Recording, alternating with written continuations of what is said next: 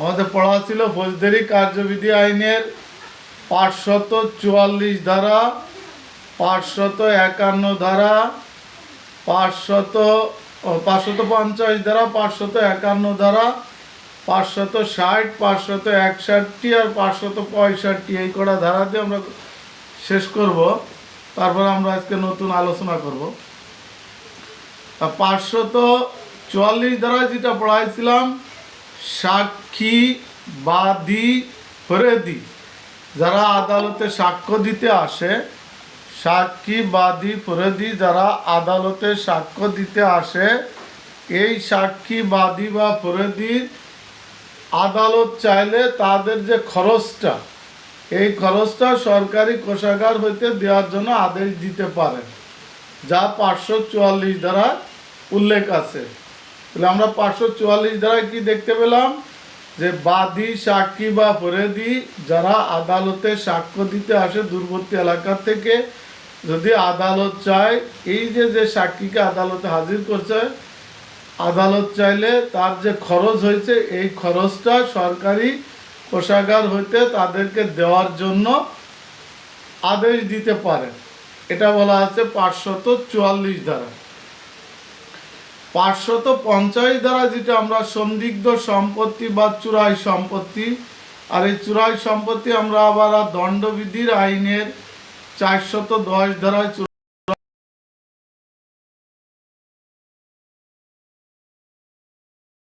আছে। আর এই 500 যেটা আমরা পড়াচ্ছি 550 ধারা, এই 550 ধারা মূলত আলোচনা কি চলে 550 ধারা মূলত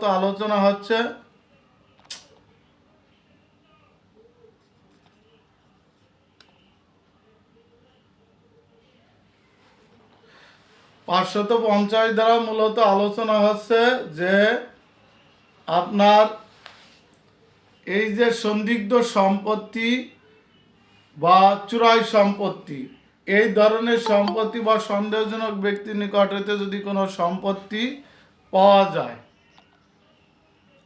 অর্থাৎ যে সম্পত্তি চুরির মাধ্যমে হস্তান্তরিত হয়েছে বা কোনো ব্যক্তি সন্দেহজনক ব্যক্তি দেহ তল্লাশির মাধ্যমে তার কাছ থেকে পাওয়া গেছে, এইরূপ সম্পত্তি যে অফিসার আটক করবেন তিনি যদি থানার ভারপ্রাপ্ত কর্মকর্তা না হন, তাহলে তিনি এই সম্পত্তির জব্দ তালিকা তৈরি করিয়া থানার ভারপ্রাপ্ত কর্মকর্তাকে এই বিষয়ে অবগত করবেন, যা 550 ধারা বলা আছে। তাহলে সন্দিগ্ধ সম্পত্তি কাকে বলে?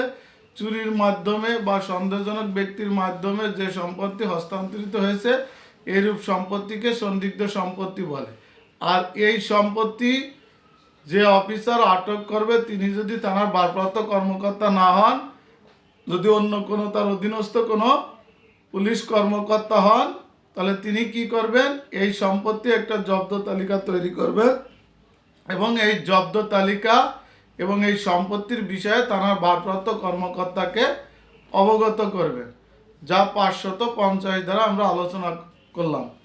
551 দ্বারা আমরা যেটা আলোচনা করছি, যে থানার ভারপ্রাপ্ত কর্মকর্তা তার থানা এলাকার মধ্যে যে ধরনের ক্ষমতা প্রয়োগ করতে পারে, তার ঊর্ধ্বতন কর্মকর্তাও তার এখতিয়ারধীন এলাকার মধ্যে একই ধরনের ক্ষমতা প্রয়োগ করতে পারবেন। তাহলে থানা ভারপ্রাপ্ত কর্মকর্তা আর ঊর্ধ্বতন কর্মকর্তা বলতে এখানে বোঝানো হয়েছে এএসপির থেকে ততূর্ধ্ব, অর্থাৎ এএসপির থেকে যারা ওই এখতিয়ারধীন এলাকায় আছেন, অর্থাৎ একজন পুলিশ সুপার তিনিও থানা ভারপ্রাপ্ত কর্মকর্তার দায়িত্ব পালন করতে পারবেন তার থানা এলাকার মধ্যে, একজন এডিশনাল এসপি স্যারও পারবেন, একজন এএসপি স্যারও পারবেন। এটা বলা আছে 551 ধারায়। তো এখানে একটা প্রশ্ন হইতে পারে যে পুলিশ সুপার কি থানা ভারপ্রাপ্ত কর্মকর্তার ক্ষমতা প্রয়োগ করতে পারেন, বা পুলিশ সুপার কি মামলা রেকর্ড করতে পারেন, বা পুলিশ সুপার কি এজাহার গ্রহণ করতে পারেন? তার মানে প্রশ্নটা তখন বুঝতে হবে যে আমাদের 551 ধারা, যে পুলিশ সুপার তার এখতিয়ারধীন কোনো থানায় যদি আমলযোগ্য অপরাধের সংবাদ পান, তিনি যদি ওই থানা এলাকায় থাকলে তিনি থানা ভারপ্রাপ্ত কর্মকর্তা যদি এজাহার গ্রহণ করতে পারে, সেক্ষেত্রে একজন পুলিশ সুপারও এজাহার গ্রহণ করতে পারবেন। এখন এই থানার ভারপ্রাপ্ত কর্মকর্তা তো তার এখতিয়ারধীন এলাকায় পারলেন, কিন্তু এখতিয়ারের বাইরে গেলে, যেমন নড়াইল জেলার পুলিশ সুপার যশোর জেলায় যে এ ধরনের ক্ষমতা প্রয়োগ করতে পারবেন না। এটাই বলা আছে 551 ধারায়। এরপরে আমরা পড়াইছি 560 ধারা। 560 ধারায় যেটা পড়াইছি সেটা হচ্ছে যে সরকারি কর্মচারী, অর্থাৎ সরকারি কর্মচারী তিনি যদি কোনো সম্পত্তি ক্রয় বিক্রয় বা নিলামের কাজের সাথে থাকেন, অর্থাৎ একজন সরকারি কর্মচারী, যেমন আমি একজন সাব ইন্সপেক্টর হিসেবে একটা মালখানার দায়িত্বে আছি, এই মালামাল নিয়ে কোর্টে গেলাম, এই কোর্টে এই মালামাল নিলামে বিক্রয় অথবা ক্রয় এই জাতীয় কাজে এই সম্পত্তির সাথে আমি সম্পৃক্ত, আমি এই সম্পত্তি বিক্রয় অথবা নিলামে ক্রয় করতে পারবো না। 560 ধারা বলছে যে সারসংক্ষেপ যেটা, যে সরকারি কর্মচারী সরকারি সম্পত্তি বিক্রয়ের ক্ষেত্রে অথবা নিলামের ক্ষেত্রে দায়িত্ব পালন করবেন, ওই সরকারি কর্মচারী কোনো সম্পত্তি ক্রয় অথবা নিলামে ডাকতে পারবেন না, যেটা আমরা 560 ধারায় দেখতে পাই। 561 ধারায় আমরা যেটা দেখতে পাই সেটা হচ্ছে যে যদি কোনো স্ত্রী তার স্বামীর বিরুদ্ধে, যদি কোনো স্ত্রী তার স্বামীর বিরুদ্ধে ধর্ষণের কোনো মামলা দায় করেন, তাহলে এইরূপ মামলা কে আমলে নিতে পারেন? অর্থাৎ স্বামী কর্তৃক স্ত্রী যদি কোনো স্বামীর বিরুদ্ধে ধর্ষণ মামলা রুজু করেন, এইরূপ মামলা বিচার কার্যক্রম বা আমলে নিতে পারবেন মুখ্য বিচারিক ম্যাজিস্ট্রেট, মেট্রোপলিটন এলাকার জন্য চিফ মেট্রোপলিটন ম্যাজিস্ট্রেট অথবা জেলা ম্যাজিস্ট্রেট। এই 3 ধরনের ম্যাজিস্ট্রেট এই স্ত্রীর কর্তৃক স্বামীর যে ধর্ষণের মামলা এটা আমলে নিতে পারবেন। এটা বলা আছে 561 ক্লোজ 1-এ। 561 ক্লোজ 2-এ বলছে এইরূপ মামলা কোন পদের পুলিশ অফিসার তদন্ত করতে পারেন? এইরূপ মামলা তদন্ত করতে পারেন পুলিশ পরিদর্শকের নিম্নে নয়, অর্থাৎ পুলিশ পরিদর্শক থেকে ঊর্ধ্বতন যে কোনো পদের পুলিশ অফিসার এই স্বামী কর্তৃক স্ত্রী ধর্ষণের মামলার অভিযোগ তদন্ত পরিচালনা করতে পারেন। এটা কিন্তু একটা গুরুত্বপূর্ণ এমসিকিউ। এরপরে আমরা পড়াইছি 565। এই 565 ধারায় যেটা আলোচনা আছে সেটা হচ্ছে যে যদি কোনো আসামি, এই জায়গাটা 565 ধারার থেকে বিগত সালগুলো প্রশ্ন হয়েছে, যে যদি কোনো আসামি একবার দণ্ডিত হওয়ার পর ওই আসামি যদি পুনরায় একই অপরাধ করে, এই ধরনের কথা বলা আছে দণ্ডবিধি আইনের 75 ধারায়। বর্ধিত দণ্ড, যেটা দণ্ডবিধি আইনের 75 ধারায় বলা আছে যে যদি কোনো আসামি একই অপরাধে একবার দণ্ড দেওয়ার পর পুনরায় যদি সে একই ধরনের অপরাধ করে, এটা দণ্ডবিধি আইনের 12-10 অধ্যায় আর 17-10 অধ্যায়ে এই ধরনের অপরাধ করলে যার শাস্তি 3 বছর পর্যন্ত কারাদণ্ড হতে পারে, এবং এই অপরাধ যদি পুনরায় সে আবার দ্বিতীয়বার করে সেক্ষেত্রে তার শাস্তি 10 বছর হতে সর্বোচ্চ যাবজ্জীবন পর্যন্ত কারাদণ্ডে দণ্ডিত করতে পারেন। এই দণ্ড ভোগ করার পরে এই আসামিকে যখন মুক্তি দেওয়া হবে, এই মুক্তিপ্রাপ্ত কয়েদিকে আদালত কি নির্দেশ দিবেন যে বিগত 5 বছর আপনি আপনার বাসস্থান ত্যাগ করতে পারবেন না। এটা বলা আছে 565 ক্লোজ 1। একটু জটিল মনে হচ্ছে, আমি একটু খুলাসা করি, একেবারে সহজভাবে নিয়ে যাই। সেটা হচ্ছে যে একই অপরাধ বারবার করলে ওই আসামিকে যখন দণ্ড দেওয়া হয়, এই দণ্ডের শেষ হওয়ার পরে ওই আসামি যাতে তার স্থানীয় এলাকার ত্যাগ না করতে পারে এই বিষয়ে আদালত একটা আদেশ দিবেন যে বিগত 5 বছর আপনি এই এলাকায় ত্যাগ ত্যাগ করতে পারবেন না। এটা বলা আছে 565 ক্লোজ 1। 565 ক্লোজ 2 বলছে এই আদেশের বিরুদ্ধে ওই আসামি কি করতে পারবে, হাইকোর্টে আপিল করতে পারবেন। আপিলে যদি তার আদেশ মঞ্জুর হয় তাহলে তার এই আদেশ আর বহাল থাকবে না। তিনে বলছে যে ওই যে এক দ্বারা যে আদেশ দিল যে আপনি বিগত 5 বছর এই এলাকা ত্যাগ করতে পারবেন না, এই আদেশ যদি কোনো আসামি কি করে, লঙ্ঘন করে, তাহলে ওই আসামিকে ফৌজদারি কার্যবিধি আইনের 54 ক্লোজ 8 উপধারা, এটা ছিল আগে, আর এখন হয়েছে 54 ক্লোজ 10 উপধারা। অর্থাৎ পূর্ব 54 ক্লোজ আগে তো ছিল 9টা কোটেশন, এখন হচ্ছে 11টা কোটেশন।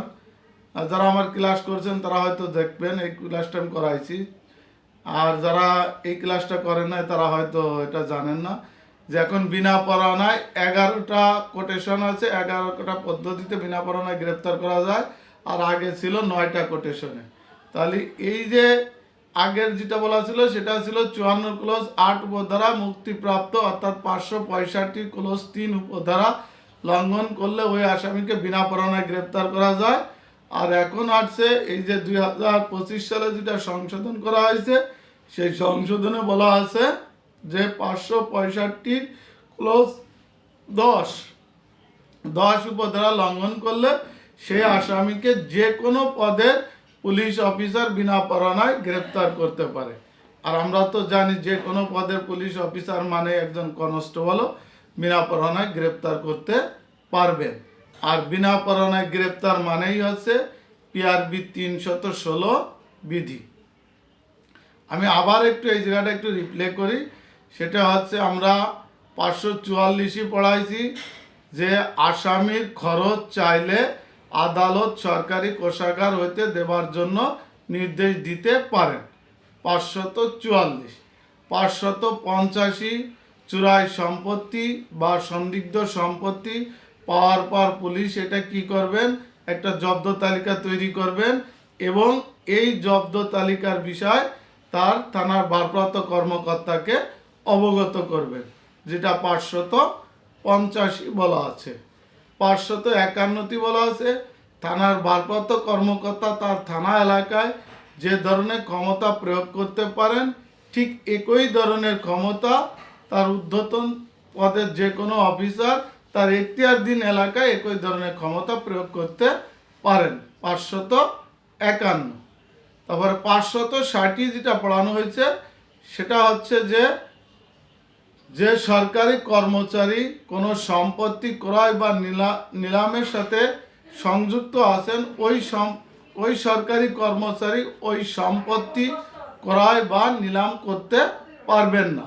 560। 561 যে স্ত্রী যদি স্বামীর বিরুদ্ধে কোনো ধর্ষণ মামলা করে তাহলে এই মামলা মুখ্য বিচারিক ম্যাজিস্ট্রেট, চিফ মেট্রোপলিটন ম্যাজিস্ট্রেট বা জেলা ম্যাজিস্ট্রেট অপরাধ আমলে নিতে পারেন। এই 3 শ্রেণী ম্যাজিস্ট্রেট ব্যতীত অন্য কোনো ম্যাজিস্ট্রেট এই অপরাধ আমলে নিতে পারবেন না। আর এই ধরনের মামলা পুলিশের ইন্সপেক্টরের নিম্নে নয় এরূপ পুলিশ অফিসার তদন্ত করতে পারেন। 561। 565 যেটা পড়ানো হয়েছে সেটা হচ্ছে যে আসামিকে বর্ধিত দণ্ড দেওয়া হয়েছে, যা দণ্ডবিধি আইনে 75 বলা আছে যে 12-10 অধ্যায় ও 17-10 অধ্যায় কোনো অপরাধের জন্য একবার দণ্ড ভোগ করার পর যদি ওই আসামি দ্বিতীয়বার যদি একই ধরনের অপরাধ করে সেক্ষেত্রে তার শাস্তি 10 বছর অথবা যাবজ্জীবন হতে পারে এবং এই কারা ভোগ করার পরে ওই আসামি তার বাসস্থান বিগত 5 বছর যাতে ত্যাগ না করতে পারে সেই বিষয়ে একটা নির্দেশ দিবেন। এটা 565 ক্লোজ 1। আর এই আদেশের বিরুদ্ধে যদি সে আপিল করে মওকুফ হয় তাহলে তার এই আদেশ বাতিল হবে। 565 ক্লোজ 2।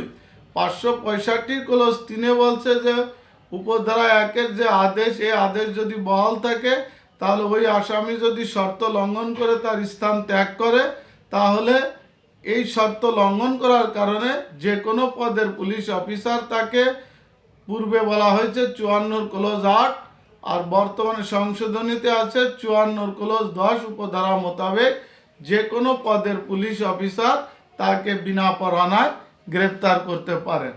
আর বিনা পরোয়ানায় গ্রেপ্তার মানেই হচ্ছে পিআরবির 316 বিধি।